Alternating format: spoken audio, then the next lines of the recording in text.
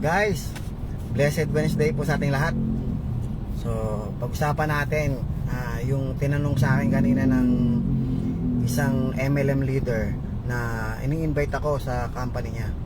So bakit daw ako ay nag-i-stay sa Live Good? Ano daw ba yung pananaw ko? Bakit talagang solid Live Good ako? Ano daw ba kakaiba doon sa mga traditional MLM na ino-offer niya?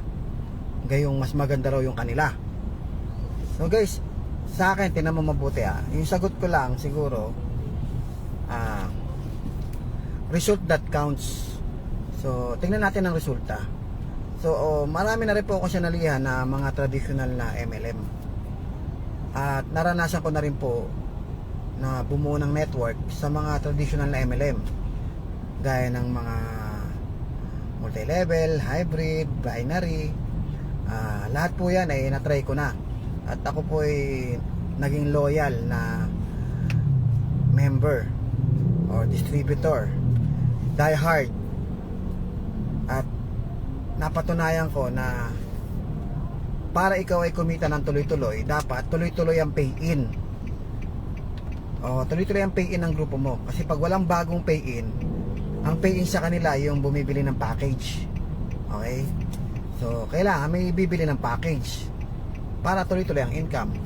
So pagdating naman doon sa mga user ng product, so doon ka lang kikita ng redundant kung ikaw yung seller, ikaw yung nagde-direct selling. Pero kung sa buong team mo, paano ka kikita sa mga direct selling ng mga tao mo, maliit lang, hindi nakaka-asenso, hindi nakakayaman, maliit lang talaga. At meron pang tinatawag na maintenance. Kailangan meron kang maintenance para makuha mo yung komisyon dun sa product movement ng grupo mo. So maliit nga lang, tapos meron pang maintenance. So hindi rin talaga nakaka-asenso. So paano ka asenso sa traditional MLM? Para ka umasenso sa traditional MLM, kailangan may continuous na pay-in o bumibili ng package. Kasi kada pay-in kasi bumibili ng package yan. Kailangan continuous. So, ngayon, yung nakuha mo na bumili ng package, o na-recruit mo na bumili ng package, so kailangan mag-duplicate yun. Kailangan siya rin, magawa niya rin yung ginawa mo. Kailangan siya rin makapag-direct referral na bibili rin ng package. Ang tanong, ilang porsyento lang ba sa mga tao sa population ng team mo, ilang porsyento lang ba ang ginagawa yung ginagawa mo na mag-network, maghanap rin ng bibili ng package? Okay, para lang kayong ahente ng package yan Ilang porsyento lang ba? Di ba nasa 1% lang? 1%, minsan nga 0.1% lang sa 1,000 grupo mo. Isa lang yung nagtutuloy na gawin yung ginagawa mo na magbenta rin ng package. Okay? Ang tawag ko dyan, nagbebenta ka ng package. Kasi yung mga nare-recruit mo, hindi rin naman nagtutuloy Sa traditional MLM to pinag-usapan natin. So, ang babaho ng percentage ng umaasenso dyan kasi lahat kayo dapat makabenta ng package at kailangan magbenta ng package o mag-recruit yung nakuha mo. Sa Live Good po kasi, kahit hindi mag-recruit yung nakuha mo, kikita ka sa kanya kung siya ay patuloy na gumagamit ng produkto. So syempre magsasubscribe yan. So tayo kumikita sa subscription, hindi tayo kumikita sa package. Kaya sa Live Good, continuous ang income.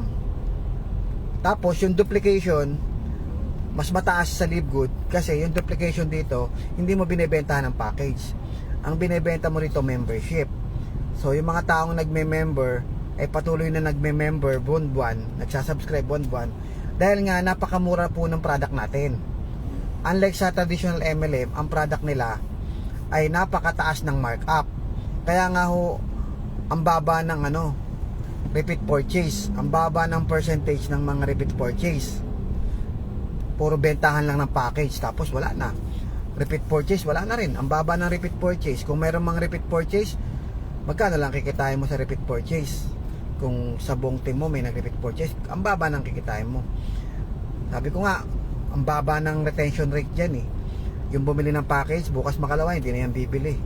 Hindi na yan magre-repeat order. Bakit? Matutuklasan niya, napakamahal pala. Tapos, makikita niya sa Lazada at Shopee, may black market. So, hindi na yan bibili. So, wala ka nang kikitain doon. Kaya nga, ang babaho ng ang redundant income sa traditional MLM. Kaya nga nasusunog po sila. Nasusunog sila at naghihinto na rin.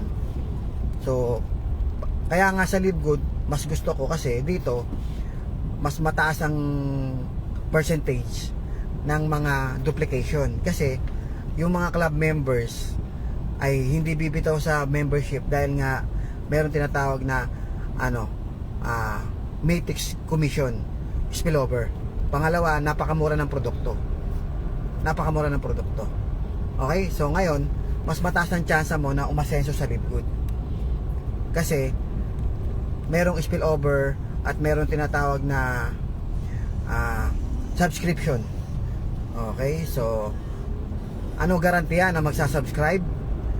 Una, napakamura ng produkto. Legit na mura. Napakamura. At napaka-quality ng product. Imagine mo yung isang super greens namin 1,000 pesos lang po sa Livegood yan. Members price.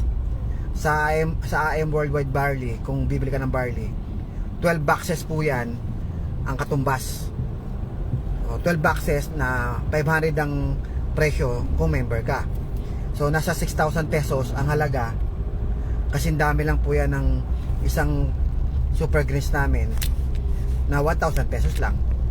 So talagang legit na mura. Okay, so ngayon maraming mga club members na nagtutuloy ng membership dahil napakamura ng product at napaka-quality at merong spillover. Pag napuno yung matrix mo, okay, kahit na isang side lang yan, kumikita ka. Kahit na hindi mo referral, kahit spillover lang yan. Isa pa, ang company tuloy-tuloy sa advertisement, kaya marami nagjo-join sa company. Lahat ng mga nagjo-join sa company, pwede nating bilhin. Halimbawa, bumili ako, pwede bumagsak sa iyo yun. At pag yun nag-duplicate, paano naman magdo-duplicate yun? Kasi yung dalawang club member, halimbawa, dalawang club members na nabili mo, pwede mag-duplicate yung club member. Kasi nilagyan ng Livegood na concept, nilagyan ng concept ng Livegood na member-to-member program. So yung mga club members, mga user, ay pwedeng dumami kasi every referral nila, meron silang free product. So meron silang free product. So therefore, nagkukwento yung mga club members, kaya dumadami sila. So ilang percentage ba ang club members? Ilang percentage ang market? Okay? Ilang percent ang market ng mga club members? 50 to 100% ay possible club members. Bakit? Kasi po 50 to 100% ay mga user rather do sa networker. Di ba? Mas marami pa ang user kaysa sa networker. So ang networker, possible 1% or 0.1% lang ang networker. So paano ko nasabi? So lumakad ka sa street nyo o hanggang kanto, lumabas ka, magbilang ka ng mga tao kung ilan ang networker, mag-survey ka. Ma'am, ano trabaho nyo? Ma'am, ano trabaho nyo? Ma'am, ano trabaho nyo? Sir, ano trabaho nyo? Networker ka ba? O, sa 1,000 makakatagpo ka ng networker, isa lang. So ang baba lang ho talaga. Sa traditional MLM, para lumaki ka, kailangan lahat networker. So ibig sabihin, ang baba ng tsansa bago ka makabuo ng 100 tao na networker, kailangan mo ng 100,000 na makausap. So ganun yung ganun yung market niya, napakababa ng percentage ng networker. So doon ka lang kikita kasi mga networker, yan yung mga magbebenta ng package, magre-recruit. Yung recruit mo dapat mag-recruit din. So sa Livegood kasi, kahit mga club members lang, dumadami. Kasi yung club members mismo pwede magkwento. So mas mataas ang market, kumbaga sa palaisdaan, mas malaki yung lawak nung palaisdaan nung mga club members kaysa dun sa mga networkers. Yung networkers, 'di ba? Sa isang tabo lang, ganun lang kakonti. Sa club members, isang buong sapa, isang buong ilog, o isang buong dagat, 'di ba? Pwedeng maging club members. Kaya buong mundo mapupuno ng club members ang buong mundo. Okay? Nasa 200 plus countries na po ang Live Good. So buong mundo possible maging club members rather maging networker.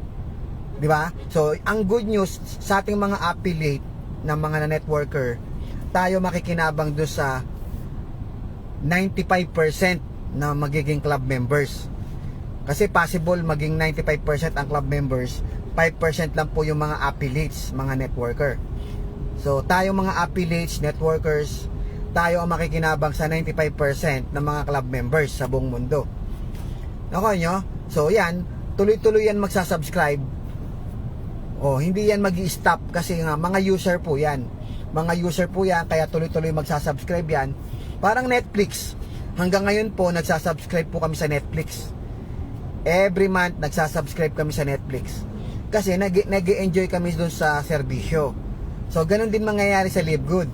Ang lahat ng mga club members ay patuloy na magsasubscribe dahil nga nai-enjoy nila yung napakamurang product at quality products. Consumable pa yung product natin. Kagaya na lang sa akin, tuloy-tuloy po ang paggamit namin ng produkto kasi nga napakaganda at napakamura at quality. So parang pagkain lang yan. Ang pagkain, makikita mo, araw-araw nauubos yan. So araw-araw nabibili kasi kailangan. Ang food supplement po ay kailangan na po ng tao yan. Kasi sa nagdaang pandemya, marami na pong experience ang mga buong mundo na kailangan talaga natin ng mataas na immune system. Kaya nga, mabenta na po ang mga food supplements. Kahit sa butika, ang dami na pong supplements sa butika eh. Multivitamins, kailangan na po ng katawan. So, marami po tayo niyan. Napakamura ng multivitamins natin. Competitive yung price natin. At yung quality natin, hindi sinacrifice. Tapos, hindi lang po tayo food supplements. Meron tayong beauty products. Meron tayong pet care lines. Magkakaroon pa po tayo ng mga iba't ibang mga products. Pati households, magkakaroon tayo. Pati mga digital products. Halos lahat. Anything under the sun, talagang mabibili mo na sa Live Good. So, possible talaga bawat bahay ay maging club member. Possible bawat bahay, kaya mong gawing club member. Okay? Tapos, tayo bilang affiliates nagpo-promote. At ang Live Good nagpo-promote. Lahat tayo nagpo-promote. So talagang maraming magka-club members. Ang Live Good po ay nag-a-advertise. Paid ads. Nagbabayad po ng advertisement ang Live Good sa social media, Google ads, radio ads, TV ads, so podcast. So, marami pong platform na kung saan nag-a-advertise po ang Live Good. So, milyon-milyon ang papasok na club members sa buong mundo. So, club members po ang ino-offer natin, hindi ho networking. Iba ho yun. Hindi ho tayo nag-o-offer ng networking. Ang ino-offer natin, club membership. So, nagkakaroon ng maraming club members sa buong mundo na tayong mga affiliates naman ang nakikinabang. So, kung 95% club members sa buong mundo, 5% lang ang affiliates. So, yung 5% na yon, yun ang makikinabang ng malaki sa 95% na club members. Imagine mo kung ikaw, loyal subscriber ka, tapos affiliate ka. Pag napuno yung matrix mo, kahit hindi mo referral yan ha, kahit hindi mo referral, pwedeng mapuno ang matrix mo. Galing sa spillover, galing sa mga co-op. So, ngayon, pag napuno ang matrix mo, bibigyan ka ng Live Good ng $2,047 every month. Wala kang referral, loyal subscriber ka lang. Paano kung 5 years from now, 10 years from now, napuno yung matrix mo? Diba? So, ang laki ng kikitain mo per month. Para ka ng pensyonado kay Live Good. Kasi, wala ka namang ginawa. Ang ginawa mo lang, naging loyal subscriber ka lang. Diba? Loyal subscriber ka, nagkaroon ka ng spillover, galing sa amin, galing sa co-op, di kumikita ka ngayon. So, ganun kaganda ang Live Good. Ang lawak po talaga ng network natin. Kasi ang target natin puro club members. Hindi ho tayo network marketing na nilagyan ng club membership. Na kagaya ng ibang company, ganyan ang ginagawa.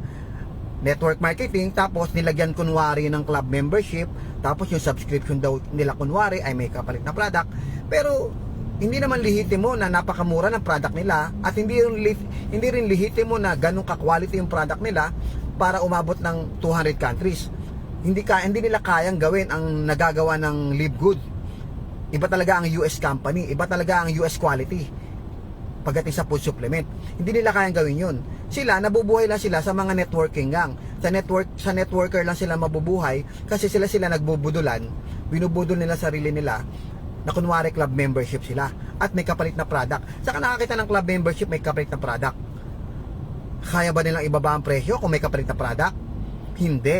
Hindi kagaya ng Live Good, kaya niyang ibaba ang presyo ng almost times 20 ng competitor brand. Ganun yung presyo natin. Ganun yung binaba natin, di ba?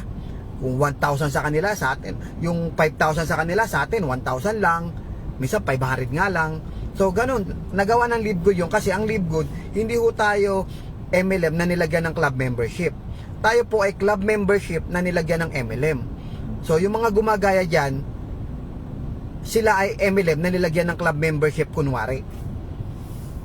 Sa sila nabubuhay, sa kanila lang, sa mga networker lang din.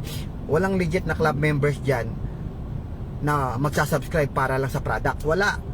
Lahat sila nagsasubscribe for income lang. For income. O ilan lang yun. Pero tayo, legit na mga club members, kumikita tayo dyan. Yung mga club members na yan, wala silang kinalaman sa MLM side, pero tayo kumikita sa kanila. Ang Live Good ang nagbibigay sa atin ng dividendo. Okay? Sila mga club members, pero tayo binibigyan tayo ng Live Good ng dividendo bilang affiliates. Okay? So, imagine that, kahit wala kang referral, pwede kang kumita ng $2,047. Basta wag ka lang bibitaw ng membership mo. Darating yung time, sasabog ang Live Good sa buong mundo. Ngayon, 2 million members na po tayo. Di hamak na mas mabilis tayo kumpara sa Amazon. 2 years pa lang tayo, 2 million members na. Hindi ho nagawa ng Amazon yan. Hindi rin nagawa ng Netflix yan. So, tayo nagawa natin. So, tingnan mo yung trajectory natin. Yung trajectory natin, napakataas. Mataas yung trajectory natin. Kaya, pwede tayong umabot hanggang 200 million members for the next 10 years. Okay? So, yun yung nakikita ko dito. Sikapin nyo. Okay? Mga affiliates, sikapin nyo na manatili kayo sa Matrix kasi ang dami pong magaganap, ang daming makikinabang. Sayang kung ikaw ay bibitaw. Kasi kung bibitaw ka, dahil sa ninegative ka ng kaibigan, ninegative ka ng kakilala mo, so dahil ninegative ka, so mangyayari sa'yo, hindi ka na rin bibitaw, hindi ka na rin magtutuloy. So ang mangyayari, ikaw ang nawalan. Kasi magkano lang naman yung i-raise mo rito? Ang kapalit naman nito, di ba? Yung pag-asa na magkaroon ka ng magandang income. Hindi mo makayang kunin sa traditional MLM yan. Hindi mo pwedeng kunin sa traditional MLM yan. Hindi kagaya ng Live Good. Ang daming program ng Live Good. Maganda yung product, quality yung product. Talagang alam mo na talagang may patutunguhan. Tapos napaka-stable pa. Kasi pag pumasok ka sa ibang company, hindi mo alam, bukas makalawa, wala na yan. Alam mo, yung mga company ngayon, come and go lang, come and go. Ang Live Good, iba talaga ang target ng Live Good. Ang target ng Live Good talaga ay talagang bigyan ng maging healthy lahat ng mga tao nang hindi gumagastos ng malaki. Yun talaga ang mission talaga niya. Maging healthy ang lahat ng tao nang hindi gumagastos ng malaki. Kasi napakamahal maging healthy ngayon. So, yun talaga ang goal talaga natin. Magkaroon ng maraming club members. So, tayo na mga affiliates na nakikinabang, okay na, te? Okay na, te? Okay na sir, thank you. Okay. So, tayo na mga affiliates, tayo nakikinabang. Okay? Kasi ang target talaga ng company, magkaroon ng maraming club members sa buong mundo. Kaya, kung ikaw, hindi ka pa affiliate, mag-affiliate ka na ngayon. Ikaw, affiliates ka nga, pero hindi ka naman nag-subscribe. Sinayang mo lang. Okay? Tayo yung binigyan ng opportunity. Kasi, club members talaga ang habol ng Live Good. Maraming club members sa buong mundo. Pansinin mo yung mga video ng Live Good. Yung mga video na nilalabas nila, 100% all about products. Okay? O, membership club. Wala silang pinopost sa social media about affiliate marketing. Hindi sila nagpo-post ng affiliate marketing. So, tayo lang yung nagpo-promote ng affiliate marketing eh. Pero ang company hindi nagpo-promote ng affiliate marketing. Club membership lang ang pinopromote nila sa social media. So ngayon, kung ikaw hindi mo nakikita yung vision na ang Live Good ay lalaki sa club members, sayang. Kasi kung nakikita mo yung nakikita namin na buong mundo magiging club members, bawat bahay magiging club members, okay, mas malaki yung chance na lumaki ang network natin kasi puro club members ang target ng company. So kung hindi mo nakikita yon, sayang. Kasi ang laki ng kikitain mo Biro mo, lahat yung club members. Tapos yung club members, nagduduplicate sila. Sila mismong club members ay nagduduplicate kasi merong member-to-member program. Every referral ng club member, may free product sila. So lumalaki yung club members. Nagduduplicate sila ng exponential kasi may member-to-member program. So yun hindi nyo nakikita. So hindi ho tayo puro networking. Club members tayo. Kaya mas mabilis ang laki ng club members kaysa networking. Mas mabilis lumaki ang club members kaysa networking. Tandaan nyo po yan. Kaya nga, kung gusto mo talagang lumaki network mo, humanap ka ng 10 club member. Habang na-enjoy nila yung product, murang product. So, yan, magduduplicate yan kasi meron silang member-to-member program. Sabihin mo, every referral mo, may free product ka. So, ang ino-offer mo sa kanila ay membership club product. Hindi mo sila ino-opera ng negosyo. So, hindi mo sila nire-recruit. Tama? So, hindi ka nagre-recruit. Nag-o-offer ka ng membership club. Sila ay mga end user. Okay? So, mas madali yun ang mag-offer ka ng membership club kaysa mag-offer ka ng negosyo. Alam mo naman ang mga Pilipino, ayaw nila ng ino-opera ng mga negosyo na recruit. O, para kumita ka, mag-recruit ka rin. O, ayaw nila yun. May mga ilan gusto, pero sabi ko nga sa iyo, lumakad ka sa lugar nyo, sa 1,000 may makikita ka dyan, baka isa lang na yun ang trip networker. Isa lang yun sa 1,000. So kukunti lang yun market mo. Unlike sa membership club, 50 to 100% pwede maging club members, mga user. So mas mabilis lalaki, mas malawak ang market mo doon sa mga club members rather sa networker. Okay, kung mag-networking siya, di good. Kung ayaw niya mag-affiliate, o di okay lang. Mas malaki yung market kasi ng club members kaysa sa affiliate, guys. Mas malaki. Kaya subukan mo, try mo, maghanap ka ng club members. Tapos yung mga club members, sabihin mo sa kanila, kung gusto mo magkaroon ng free product, ikwento mo. O, di ba? Ikwento mo lang, meron kang referral link dyan, no? Every time na may magme-member, gamit ang referral link mo, meron kang free product. O, di ba? Ganon, chain reaction na yan, chain reaction. First level, second level, third level, mapupuno talaga matrix natin. Oh, di ba? So ngayon, mas malaki ang chance mong umasenso sa Live Good kaysa sa traditional MLM. Kaya hindi ako bibitaw dito. Ito talaga ang the best. Ang dami ko nang tinry na MLM, ang hirap yumaman sa mga traditional MLM, napakahirap yumaman. Kasi napakahirap i-market ng network marketing kaysa sa club membership. Mas magandang i-market ang club membership. Ang Live Good, mas mabilis pa mas mataas ang chance na mapasali mo sa Live Good kasi meron tayong club membership. Hindi lahat network marketing. Di ba? Hindi lahat network marketing, may club membership tayo eh. Kaya mas malaki yung chance na lumaki talaga network natin sa buong mundo. Okay? So, yun lang. Huwag kang bibitaw sa membership club mo, huwag kang bibitaw sa subscription. Sayang, affiliate ka na.